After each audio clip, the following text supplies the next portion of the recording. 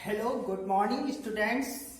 आज हम क्लास 10 में साइंस में उसी के भाग रसायन विज्ञान में दूसरा पार्ट पढ़ते हैं। पहला पार्ट समाप्त हो गया था, इसलिए पहले पार्ट खत्म होने के बाद दूसरे पार्ट की महत्वपूर्ण हेडिंग अम्ल। अम्ल क्या होते हैं, यानी एसिड समझते हैं।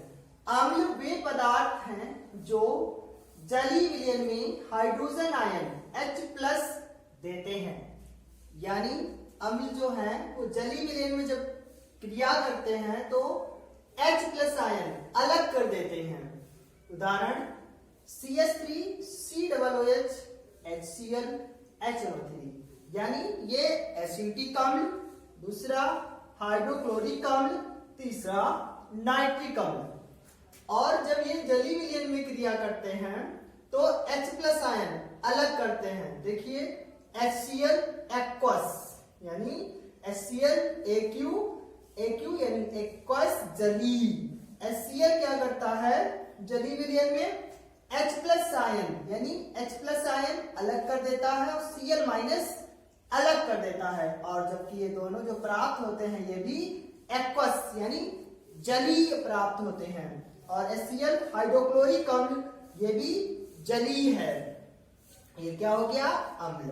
दूसरा HNO3 ये भी नाइट्रिक अम्ल, ये भी एक्वस है और जलीय विलयन में, यानी एक्वस का तात्पर्य जलीय विलयन, जलीय विलयन में H+ ion AQ plus NO3- यानी AQ आयन देता है, अर्थात ये भी अलग कर देता है H+ आयन HNO3। तो ये क्या हो गए, अम्ल। देखते हैं फिर, अम्ल वे पदार्थ हैं जो जलीय विलयन में हाइड्रोजन आयन H+ आयन देते हैं। और देखिए ये दोनों जलीय विलयन में एक्वस, इसलिए एक्वस लिखा गया है, यानी जलीय है, और दोनों H+ आयन देते हैं, इसलिए अम्ल है।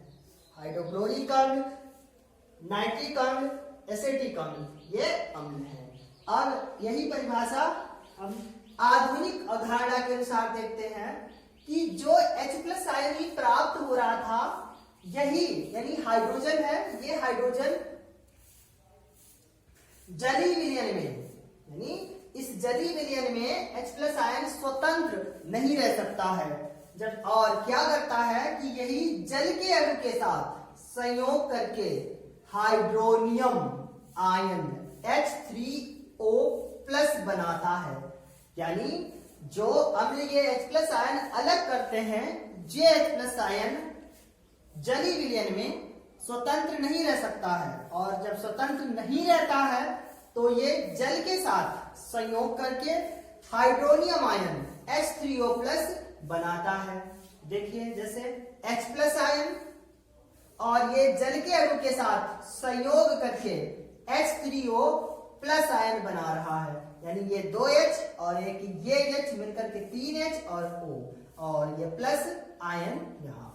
यानी हाइड्रोजन जो है स्वतंत्र अवस्था में जलीय विलयन में नहीं रह सकता है, और ये जल से क्रिया करके या संयोग करके H3O+ हाइड्रोनियम आयन बनाता है। तो हम अब इसकी परिभाषा क्या समझेंगे कि अम्ल वे पदार्थ हैं जो जलीय विलयन में H3O+ यानी हाइड्रोनियम आयन देते हैं। अम्ल वे पदार्थ हैं जो जलीय विलयन में H3O+ आयन देते हैं, या अम्ल वे पदार्थ हैं जो जलीय विलयन में हाइड्रोजन आयन H+ देते हैं। और ये आधुनिक अवधारणा के अनुसार परिभाषा है।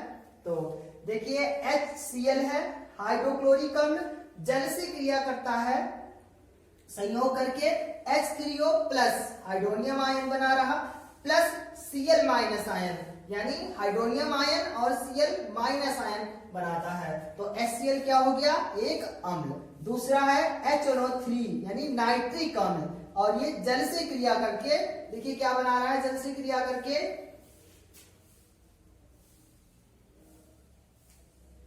यह उत्क्रमणिका का निशान है, और यानी HNO3 नाइट्रिक अम्ल जल के अणु से क्रिया करके H3O प्लस हाइड्रोनियम आयन और दूसरा NO3 माइनस आयन बना रहा है। तो कह सकते हैं अम्ल वे पदार्थ हैं जो जलीय विलयन में H3O प्लस आयन देते हैं।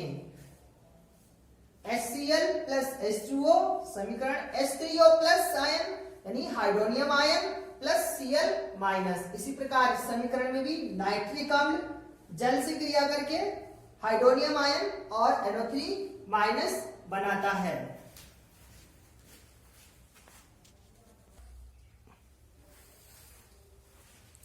उसी के आगे क्षार यानी हमने अम्ल पढ़ा था, अम्ल के आगे क्षार पढ़ेंगे। क्षार क्या होते हैं?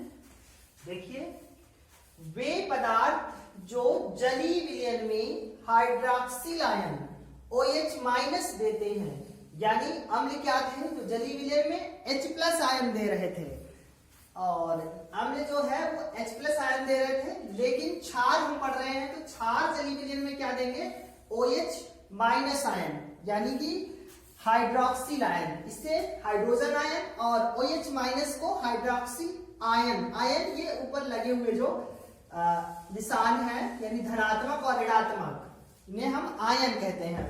तो क्षार वे पदार्थ जो जलीय विलयन में हाइड्रॉक्सिल आयन OH माइनस देते हैं और ये क्षार कहलाते हैं। फिर से, वे पदार्थ जो जलीय विलयन में हाइड्रॉक्सिल आयन OH माइनस देते हैं और ये हाइड्रॉक्सिल आयन के अतिरिक्त और कोई ऋणायन नहीं देते हैं।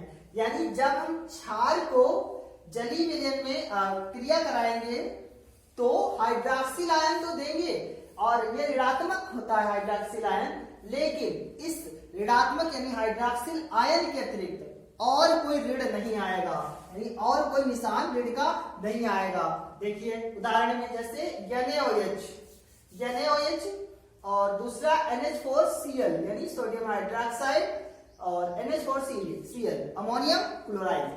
तो ये क्षार है NaOH और जलीय विलयन में है, यानी ये जलीय विलयन में है। आप इसको भी AQ लिख सकते हो ऐसे, एक्वस, और इसे भी AQ, ये भी जलीय विलयन में है इसलिए AQ।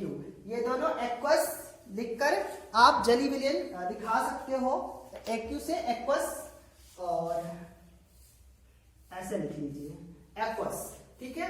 ये दोनों जलीय विलयन में है और दोनों ही क्रिया करते हैं जब, तो क्या होता है कि सोडियम यानी प्लस प्लस OH माइनस अलग अलग हो रहे हैं, जिसमें देखिए क्या है कि Na के ऊपर प्लस और OH माइनस, यानी हमने पढ़ा था वे पदार्थ जो जलीय विलयन में हाइड्रॉक्सिल आयन देते हैं। तो NaOH जो है OH माइनस दे रहा है यानी हाइड्रॉक्सिल आयन दे रहा है, इसलिए ये क्या हो गया एक क्षार। और दूसरा NH4Cl ये भी AQ यानी NH4Cl नहीं NH4OH। देखिए NH4OH यानी AQ है एक्वस, और आप यहां भी OH ही लिख लो, एक मिनट, ये OH, ठीक है NH4OH और ये भी NH4OH AQ एक्वस है और क्रिया करके NH4 plus plus OH minus यानी OH माइनस निकाल रहा है, ये भी अलग आ रहा है, हाइड्रॉक्सिल आयन है। हमने पढ़ा है कि जलीय विलयन में ये हाइड्रॉक्सिल आयन के अतिरिक्त और कोई ऋण आयन नहीं देते हैं। देखिए ये धनात्मक है, यहाँ पे कोई ऋण नहीं है, ये पहचान है। और OH माइनस तो देता ही है, क्योंकि ये जब OH माइनस हाइड्रॉक्सिल आयन देगा तभी ये क्षार होगा। यानी एक बार फिर आप समझ सकते हो कि वे पदार्थ जो जलीय विलयन में हाइड्रॉक्सिल आयन यानी OH माइनस देते हैं क्षार कहलाते हैं। हाइड्रॉक्सिल आयन के अतिरिक्त ये कोई ऋण आयन नहीं देते हैं। और जैसे NaOH उदाहरण में क्षार का उदाहरण है, NH4OH ये भी क्षार का उदाहरण है। तो NaOH से Na plus plus OH minus hydroxyl ion दे रहा है। इसी प्रकार ये भी OH माइनस हाइड्रॉक्सिल आयन दे रहा है। इसलिए आज अम्ल और क्षार इतना ही आगे करेंगे।